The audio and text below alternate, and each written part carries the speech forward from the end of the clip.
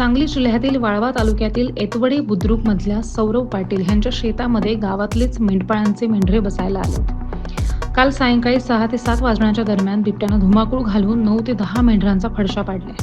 त्यामुळे मेंढपाळाचं मोठं नुकसान झालंय। या घटनेनं इथल्या परिसरातील शेतकऱ्यांमध्ये आता धास्ती बसली आहे आणि शेतकऱ्यांमध्ये भीतीचं वातावरणही पसरलंय। या घटनेनं हळहळ व्यक्त होतीये।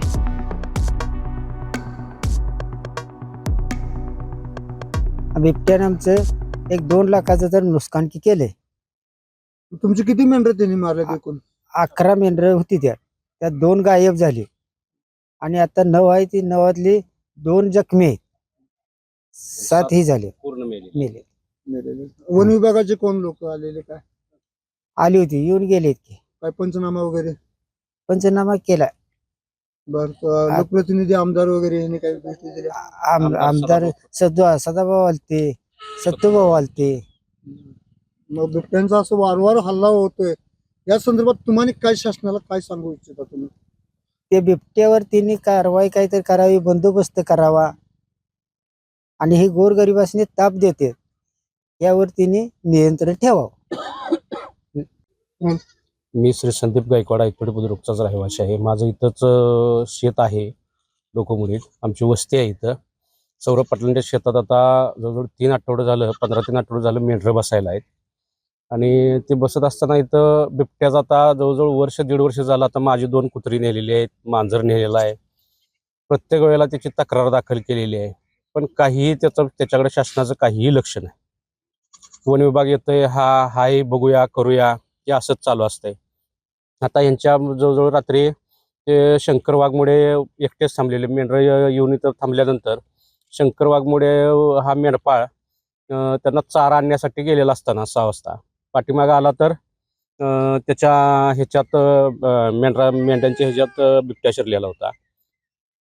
त्या बिबट्यानं जवळजवळ 11 पिल्ली त्यांची ही केलेली आहेत, त्यातली 2 घेऊनच गेलेला आहे आणि 7 इथं जागेवर मेलेले आहेत। आता त्यांचं जवळजवळ 1.5 ते 2 लाख रुपयाचं नुकसान झालेलं आहे। त्याच्यावर आता शासन काय करतंय काही? रात्री येऊन पंचनामा केला, आमदार सदाभाऊ खोतांनी भेट दिली, आमदार सत्यजित देशमुखांनी भेट दिली। आता त्याच्यावरती काय करतात बघूया शासन। बिबट्याबाबत शासनानं एक चांगलं धोरण राखलं पाहिजे। त्या गरीब धनगरांचं फार मोठं नुकसान होतंय, त्यांना कोण देणार यांचं नुकसान भरपाई भरून? आधी शेतीमालाला भाव नाही आणि त्यात त्यांनी हे बिबट्यासारखे प्रकरण शासनामध्ये फार दुर्लक्ष करत आहे।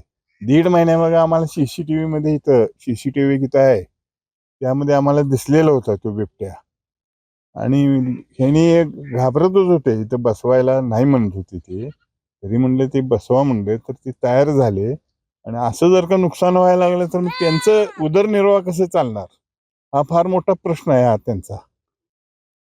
आणि ह्यावर शासन कठोर निर्णय घ्यावा असं माझं एक प्रामाणिक मत आहे। मी बाबगोंडा पाटील एतवडे बुद्रुक, सौरभ पाटील यांच्या शेताजवळच माझं शेत आहे आणि या भागातच मी शेतकरी आहे। गेली 15 दिवस सौरभ पाटलांच्या शेतामध्ये मेंढ्या इथं बसण्यासाठी आहेत आणि काल संध्याकाळी 7च्या दरम्यान साधारणपणे बिबट्यानं त्याच्यावर हल्ला केला।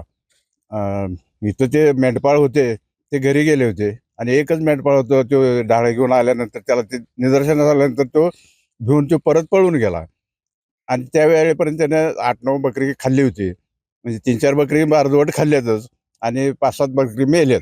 असं 10-12 बकऱ्यांचं काहीतरी नुकसान झाले, त्यांचं अंदाजे 2-2.5 लाखाचं त्यांचं नुकसान झाले।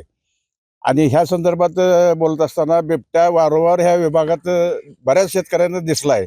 वारंवार वन विभागाकडे तक्रार करून त्याच्या विनंती करून ते कुणीही लोक त्याच्यावर काही कारवाई करत नाहीत आणि त्या ह्यानं शासनाने ह्याच्यावर काहीतरी निर्णय घेऊन बिबट्याचा बंदोबस्त करावा ही एक शासनाला विनंती आहे।